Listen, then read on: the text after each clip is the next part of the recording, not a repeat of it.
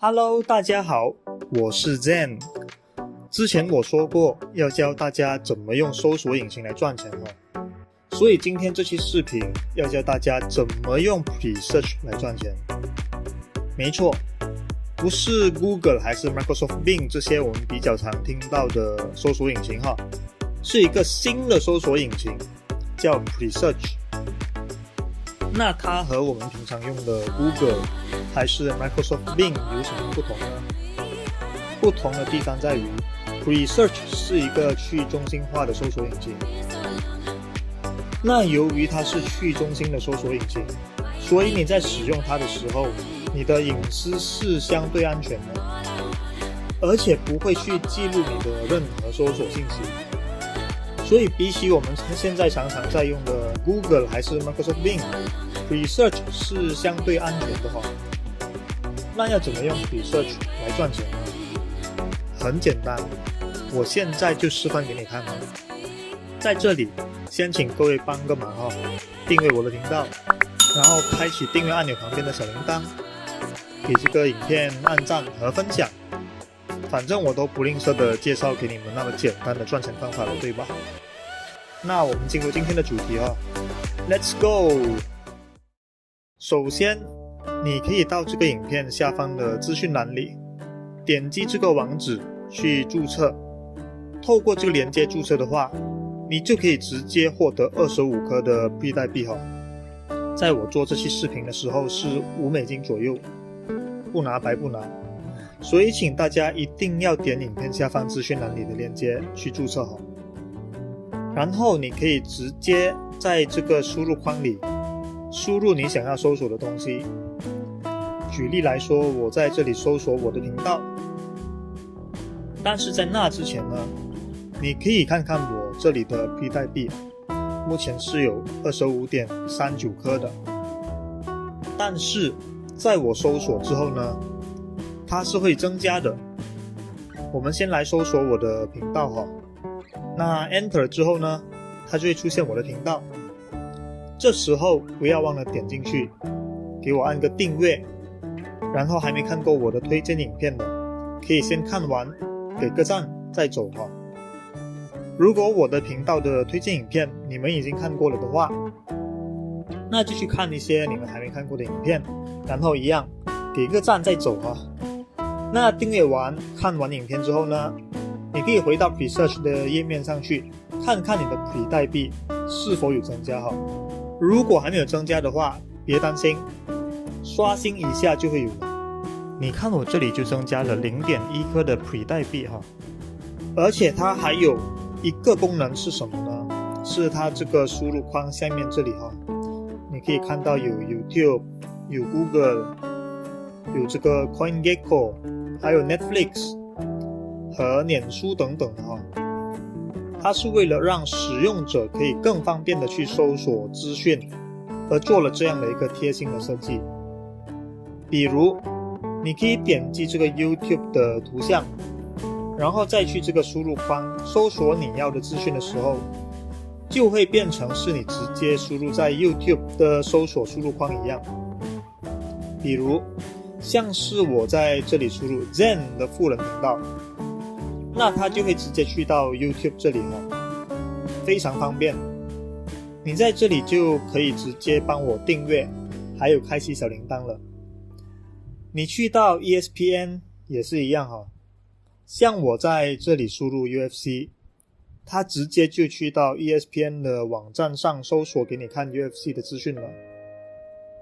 而且下面这里的这些功能呢，你是可以去到设定这里去设置你要的功能的。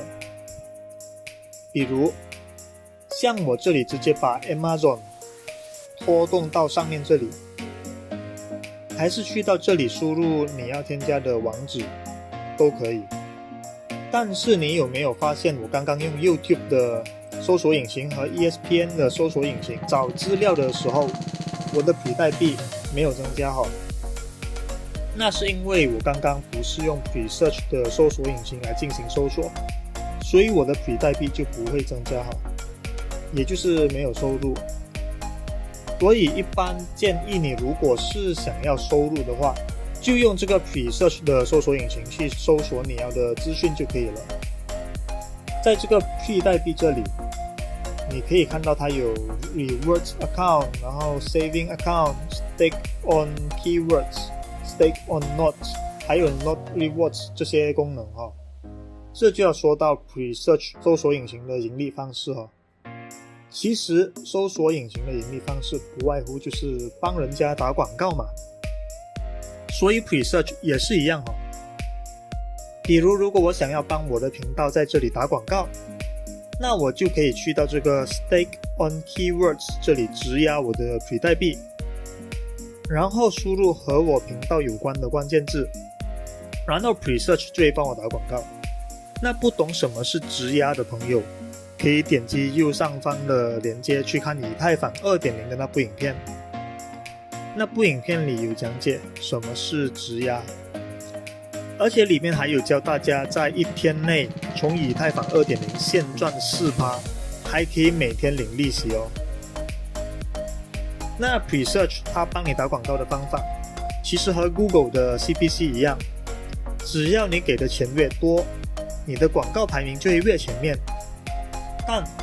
差别最大的一点就是 Presearch 这里的付费是以质押的方式进行的，也就是说我其实没有花到这些钱，而只是把它压在这个关键字上，所以后续的广告曝光可以说是免费，而且还有可能赚钱。因为以虚拟货币的宏观角度来说，只要越多人质押在你打广告时的这个关键字上，市面上的 Pre 代币的流动性就会越少。这时候如果需求还在持续的话，该代币的价格很容易就会爆冲。所以对 Presearch 的未来发展性来说，我个人还是蛮看好的。我个人啦，绝对不是什么投资建议啊。因为它现在在德国的 Android 手机已经全都开始使用 Presearch 来作为他们的默认搜索引擎了。而且亚洲市场它目前也还没有普及，别说普及了，亚洲市场这里目前开发都还没开发好。那在这种情况下， Presearch 搜索引擎成功发展的可能性还是挺高的。而且 Presearch 还可以让你透过质押的方式去成为他们做记录时的一个节点，成为他们的区块链里的一部分，也就是挖矿哦。我个人的主账户目前也有在质押 Presearch 的节点来挖矿的，但是会需要你打开 VPN 去挖德国和美国的矿石啦，因为它目前在亚洲的使用者真的很少哦。那希望 Presearch 能在不久的将来尽快在亚洲普及，让我们这些 Pre 代币的持有人可以享受一波暴涨的高潮啦。下期视频我会讲解元宇宙 Metaverse， 还没订阅的朋友赶快订阅我的频道，然后开启订阅按钮旁边的小铃铛，这样你才不会错过我以后推荐的每一种最新一期的赚钱方法，以及有关于 Metaverse 元宇宙满满的干货资讯。既然你都看到这里了，那请你帮这部视频按赞和分享，应该不过分吧。至于还不懂什么是 DeFi 2.0 的朋友，可以去看我的上一部视频，虚拟货币是个坑， DeFi 2.0 是什么。而还不知道以太坊快要不能挖矿了的朋友，可以去看我之前那部以太坊 2.0 超详解的视频。我是 Zen， 我们下期视频见。